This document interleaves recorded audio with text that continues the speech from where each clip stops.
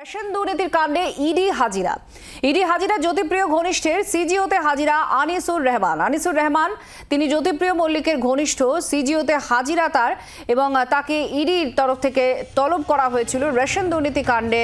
ED হাজিরা জ্যোতিপ্রিয় ঘনিষ্ঠের আনিসুর রহমান। কি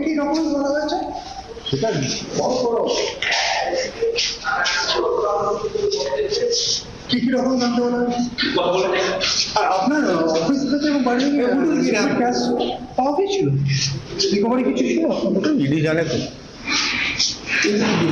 নান্টু আমাদের প্রতিনিধির সঙ্গে আছেন, আরো বিস্তারিতভাবে জানাচ্ছেন। নান্টু, আনিসুর রহমানকে ইডি তলব করেছে, ঠিক কি সূত্র ধরে কিভাবে আনিসুর রহমানের নাম সামনে এলো আর ইডি তাকে তলব করেছে, তিনি হাজির হয়েছেন, কি বললেন? আমরা দেখছি সাংবাদিকদের সামনেও তিনি কথা বলেছেন।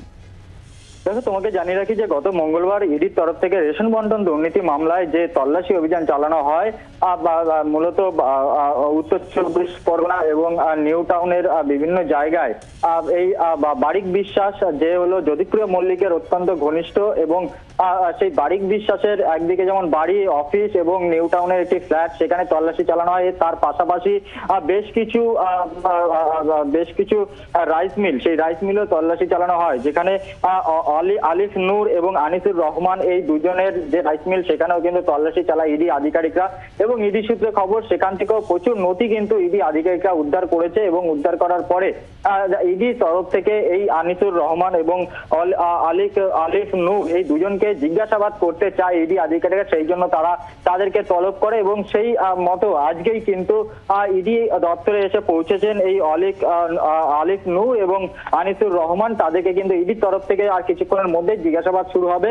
মূলত এই যে রেশন বন্টন দুর্নীতি মামলায় তাদের যে রাইস মিল, সেখান থেকে যে সমস্ত নথি উদ্ধার হয়েছে সেই সমস্ত নথি খতিয়ে দেখে সেই নথি ধরেই কিন্তু তাদেরকে জিজ্ঞাসাবাদ করা হবে। এবং এই যে রাইস মিল, সেই রাইস মিলের সাথে এই বারিক বিশ্বাস তার সাথে কি সম্পর্ক এবং এই রেশন বন্টন দুর্নীতির যে টাকা, সেই টাকা এদের রাইস মিলের থ্রুতে কোনোভাবে সেই টাকা লোপাট হয়েছে কিনা, সেই সমস্ত বিভিন্ন বিষয় নিয়ে কিন্তু তাদেরকে জিজ্ঞাসাবাদ করা হবে বলে আমরা ইডি সূত্রে জানতে পারছি। এবং মঙ্গলবার দিনকে প্রায় 10 ঘন্টার উপরেও কিন্তু তল্লাশি চালানো হয়। তল্লাশি চালানোর পরে তাদেরকে কিন্তু তলব করা হয়েছিল এবং ইতিমধ্যেই তারা ইডি দপ্তরে এসেছেন এবং যেটা জানা যাচ্ছে যে তাদেরকে বেশ কিছু নথি নিয়ে আসতে বলা হয়েছিল, মূলত ব্যবসা সংক্রান্ত নথি এবং তার ব্যাংক স্টেটমেন্ট, সেগুলো নিয়ে আসতে বলা হয়েছিল এবং সেই সমস্ত নথি নিয়েই কিন্তু তারা ইডি দপ্তরে এসেছেন এবং আর কিছুক্ষণের মধ্যেই তাদের জিজ্ঞাসাবাদ শুরু হবে বলে আমরা ইডি সূত্রে জানতে পারছি। ধন্যবাদ নান্টু। আমাদের প্রতিনিধি জানাচ্ছিলেন যে প্রথমে তল্লাশি চালানো হয়েছিল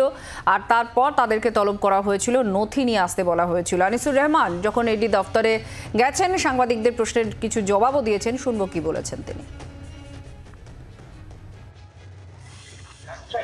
এই একটার সাথে কিভাবে এই মুক্তি বিপুল পরিমাণে সম্পত্তি তা আজকে কোনো নতুন নথি দেখেছি।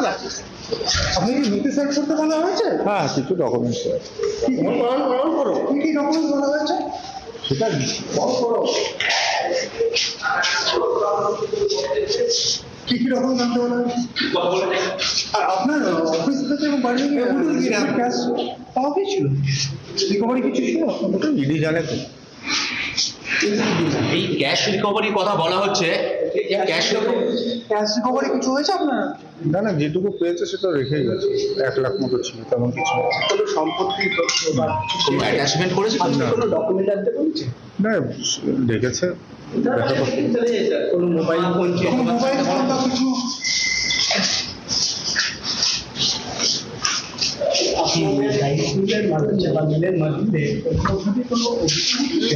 দেখুন, আমি বেসিক্যালি যা আছে ফিরে এসে বলতে পারবো। আপনার কাছে কি কি ডকুমেন্ট? বিজনেস তো আমি ইউজুয়ালি দেখি।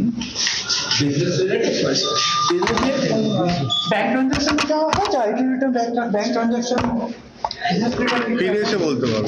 কারেন্ট অ্যাকাউন্টের কোনো ডিটেইলস হচ্ছে কোনো অভিযোগ আপনি কি বলবেন? মানে একটা অভিযোগ যে রেশন বন্টন দুর্নীতির টাকা মানে আপনার মিলের মাধ্যমে এদিক ওদিক হয়েছিল, এই অভিযোগের ক্ষেত্রে কি বলবেন? আদৌ কি কোনো যোগ ছিল এই বিষয় নিয়ে? জ্যোতিপ্রিয় মল্লিক গেছিলেন? আমি দাদা বিজনেসের মধ্যে ছিলাম না, ঠিক আছে, আমি পলিটিক্স করি। জ্যোতিপ্রিয় মল্লিককে চেনেন? জ্যোতিপ্রিয় মল্লিককে চেনেন আপনি? কথা হতো বারিক বিশ্বাস বাংলার আওয়াজ, বাঙালির আবেগ, জি 24 ঘন্টা।